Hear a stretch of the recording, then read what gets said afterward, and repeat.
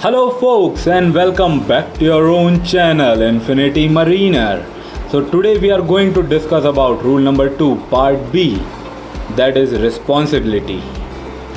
So part B says, in construing and complying with these rules, due regard shall be had to all the dangers of navigation and collision and to any special circumstances including the limitations of the vessel involved, which may make a departure from this rule necessary to avoid immediate danger. So rule number 2 part B is often misunderstood, so read it carefully.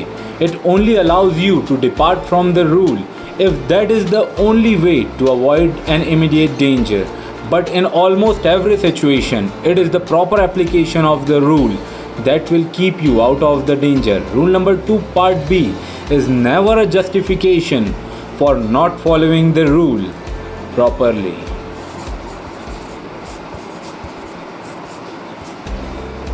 Now rule number 2 allows no excuses. It is written in old fashioned language, so please read it carefully and often to make sure that you understand it. Always ask yourself, how does rule number 2 apply to this situation?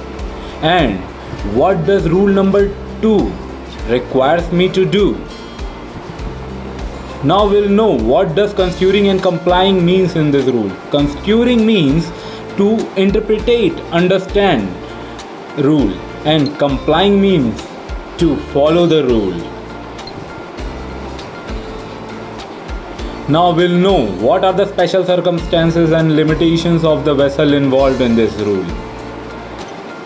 The special circumstances means any uneven condition like rough weather or any natural hazard, and limitations of the vessel like deeply loaded ship, which restricts the ship from alteration of the course.